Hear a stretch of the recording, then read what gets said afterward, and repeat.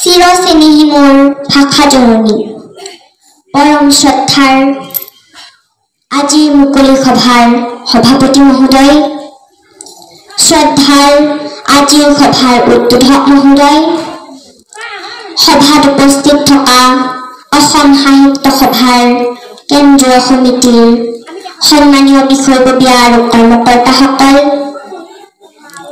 শ্ৰদ্ধাৰ জিলা সাহিত্য সভাৰ সভাপতি সম্পাদক প্ৰমুখ্যে বিষয়ববীয়া আৰু কৰ্মকৰ্তাসকল, শ্ৰদ্ধাৰ ৰঙামাটি শাখা সাহিত্য সভাৰ সন্মানীয় বিষয়ববীয়া আৰু কৰ্মকৰ্তাসকল, মোৰ অতি শ্ৰদ্ধাৰ শিশু দিৱস উদযাপন সমিতিৰ সভাপতি সম্পাদক প্ৰমুখ্যে বিষয়ববীয়া আৰু কৰ্মকৰ্তাসকল, মঞ্চত উপবিষ্ট সন্মানীয় অতিথিবৃন্দ, ভদ্ৰমণ্ডলী আৰু মঞ্চৰ সন্মুখত বহি থকা মোৰ অতি শ্ৰদ্ধাৰ চিৰপূজ্য পিতৃসম বাপসকল, আই মাতৃসকল, দাদা বা বন্ধু বান্ধৱী আৰু ভাইটি ভণ্টিসকল, জয় জয়তে মই আপোনালোক সকলোটিকে মোৰ আন্তৰিক শ্ৰদ্ধা আৰু সেৱা জনাইছো।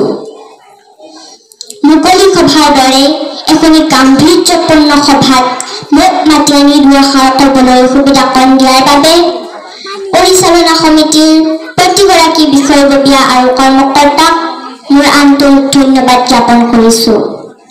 আৰু সাহিত্য সভাৰ দৰে এই মহান অনুষ্ঠানটিৰ অংশ হ'বলৈ পাই মই নিজকে ধন্য মানিছো।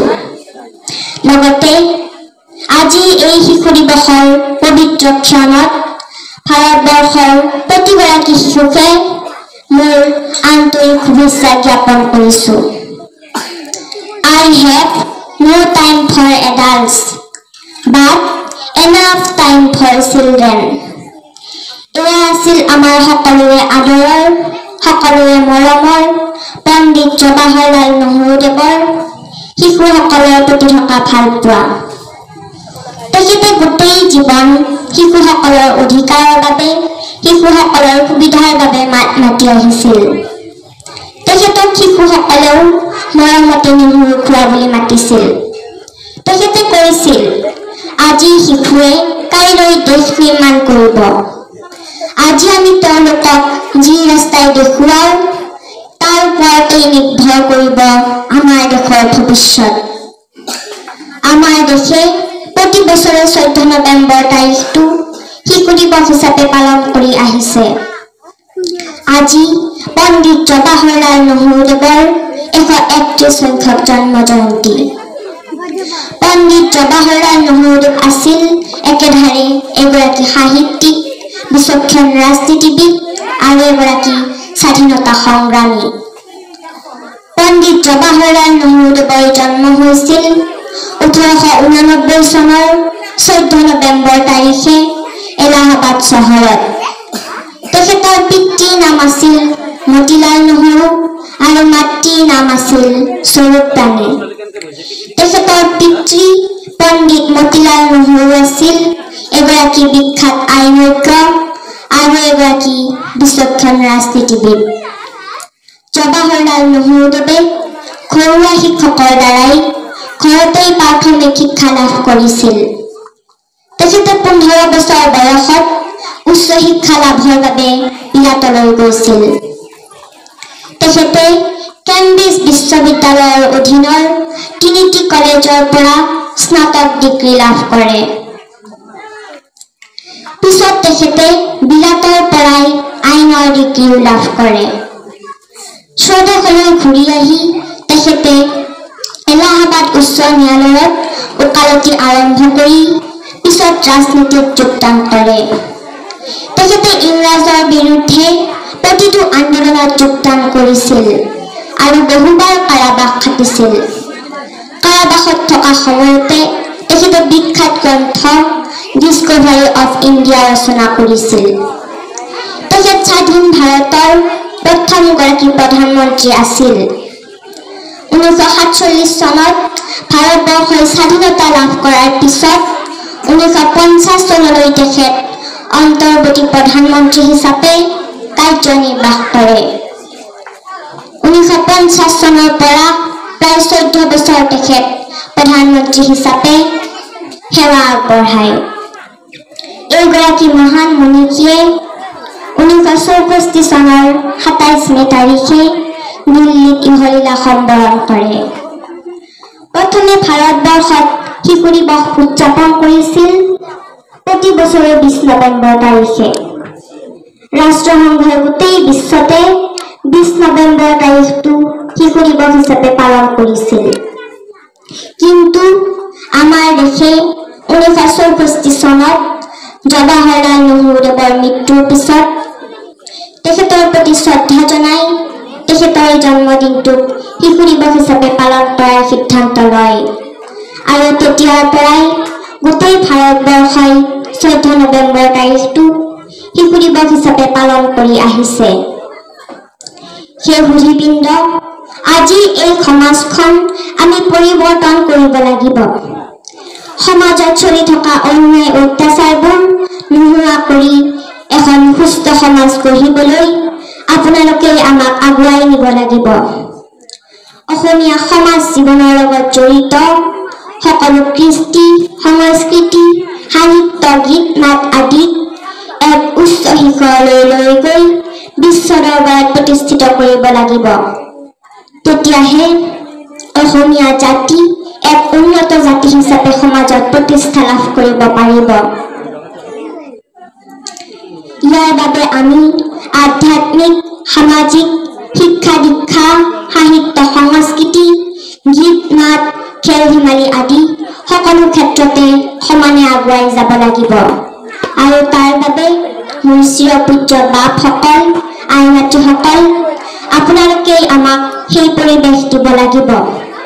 আৰু আমি শিশুসকলেও আজি এই শিশু দিৱসৰ পবিত্ৰ মঞ্চৰ পৰাই জ্যেষ্ঠসকলৰ সকলোবোৰ গঠনমূলক দিহা পৰামৰ্শ মানি অসমীয়া সমাজখনক, অসমীয়া জাতিটোক আগুৱাই লৈ যাবলৈ সংকল্পবদ্ধ হ'ব লাগিব। সেই সুধীবৃন্দ, মই আগতেও এখন সভাত কৈছিলোঁ যে যিখন ঠাইত মহাপুৰুষ শ্ৰীমন্ত শংকৰদেৱ মাধৱদেৱৰ জন্ম হয়, যিখন ঠাইত জ্যোতিপ্ৰসাদ বিষ্ণুৰাভাৰ দৰে বিশ্বশিল্পীৰ জন্ম হয়, তেনে এখন পুণ্যভূমিত জন্ম লাভ কৰাটো আমাৰ বাবে অতি গৌৰৱৰ কথা। তেওঁলোকৰ যিসমূহ অমৰ সৃষ্টি, সেইসমূহ আমি সংৰক্ষণ কৰিব লাগিব, প্ৰচাৰ কৰিব লাগিব। তেতিয়াহে অসমীয়া সমাজত পশ্চিমীয়া সংস্কৃতিয়ে গ্ৰাস কৰিব নোৱাৰিব। সেই সুধীবৃন্দ, মই আৰু ভাষণ দীঘলীয়া কৰি আপোনালোকক আমনি দিব বিচৰা নাই। শেষত পণ্ডিত জৱাহৰলাল নেহৰুদেৱৰ আদৰ্শে অনুপ্ৰাণিত হৈ আমিও যাতে এখন সুস্থ আৰু সুন্দৰ সমাজ গঢ়িব পাৰোঁ, ভগৱানৰ ওচৰত তাকেই কামনা কৰিছোঁ। সদৌ শেষত শিশু দিৱসৰ এই প্ৰতিটো কাৰ্যসূচীত অংশগ্ৰহণ কৰা প্ৰতিগৰাকী মহিলা বন্ধু বান্ধৱীলৈ ধন্যবাদ জ্ঞাপন কৰি কলা সংস্কৃতিৰ পথাৰখনত তেওঁলোক আৰু বহুদূৰ আগুৱাই যাওক, তাকেই কামনা কৰি মোক মাতি আনি দুআষাৰ ক'বলৈ সুবিধাকণ দিয়াৰ বাবে পৰিচালনা সমিতিৰ প্ৰতিগৰাকী বিষয়ববীয়া আৰু কৰ্মকৰ্তাক পুনৰবাৰ ধন্যবাদ জ্ঞাপন কৰি আপোনালোক সকলোটিকে শ্ৰদ্ধা ভক্তি জ্ঞাপন কৰি অসম সাহিত্য সভাৰ উত্তৰোত্তৰ কামনা কৰি এটি ভক্তিমূলক গীতৰ কলিৰে মই মোৰ চমু বক্তব্য সামৰণি মাৰিব খুজিছোঁ। গুৰু আমাক গলাই দি থৈ প্ৰাণহীন হ'ল সমাজ, দেখিছোঁ তাৰেই প্ৰকাশ। গুৰু মোৰ গলা গলৈ আমাক নিথৰুৱা কৰি থৈ প্ৰাণহীন হ'ল সমাজ, দেখিছোঁ তাৰেই প্ৰকাশ। তুমি গঢ়ি যোৱা হাতাম পুৰুষীয়া এক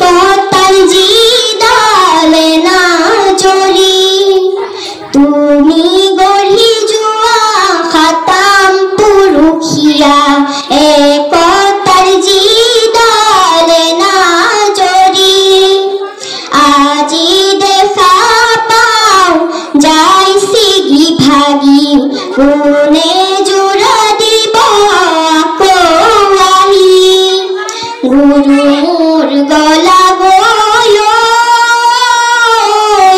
আমাক নিথৰুৱা কৰি থৈ প্ৰাণহীন হ'ল সমাজ দেখিছো তাৰেই প্ৰকাশ চৌদিশে হিংসা দেখো মৰা কটা মানৱতাৰ ধৰ্ম কতোৱেই নাই চৌদিশে হিংসা দেখো মৰা কটা মানৱতাৰ ধৰ্ম কতোৱেই নাই মানুহে নুবুজে মানুহৰে মূল কোনে আনি দিব চেতনাৰ দোল গুৰু মোৰ গলা গৈ আমাক নিথৰুৱা কৰি থৈ প্ৰাণহীন হ'ল সমাজ দেখিছো তাৰেই প্ৰকাশ ভকতৰ ভকতি কতেনো হেৰাল ধৰ্মৰ সূৰ্য কতেনো লুকাল ভকতৰ ভকতি কতেনো হেৰাল ধৰ্মৰ সূৰ্য কতেনো লুকাল সমাজখন চোৱাচোন আকৌ এবাৰ আহি সকলোকে দিয়া জ্ঞানৰে জ্যোতি গুৰু মোৰ গলা গৈ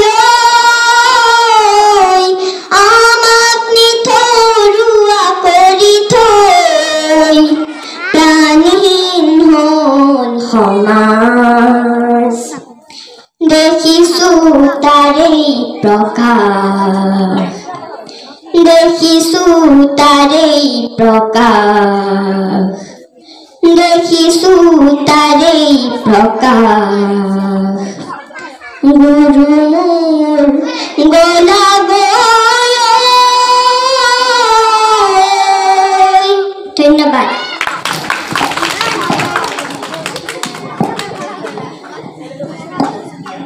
ইমান সুন্দৰ ভাষণ আৰু গীতেৰে সকলোকে আপ্লুত কৰা আমাৰ অতি মৰমৰ মইনা নন্দিতা প্ৰিয়মক কি ধৰণেনো আশীৰ্বাদ দি মই নিজে ধৰিব পৰা নাই মই হিয়া উজাৰি আশীৰ্বাদ দিছোঁ এই মইনাটো যেন আগলৈ আৰু বহুত আগুৱাই যায় তেওঁৰ উজ্জ্বল ভৱিষ্যত মই কামনা কৰিছোঁ তেওঁৰ ভৱিষ্যত আছে তেওঁ পাৰিব যিখিনি ভাষণ দিলে সেই ভাষণখিনিও ভাৰতৰ প্ৰধানমন্ত্ৰী জৱাহৰলাল নেহৰুকে ভিতৰ কৰি শিশু অধিকাৰ বৰ্তমান সমাজ ব্যৱস্থা পিতৃ মাতৃৰ ভূমিকা ইমানখিনি কথা ক'লে নৈতিক আধ্যাত্মিক এইবিলাকক লৈ এটা শিশুৱে যিমানখিনি কথা ক'লে আমি অভিভূত হৈছোঁ তেওঁলৈ পুনৰ ধন্যবাদ আশীৰ্বাদ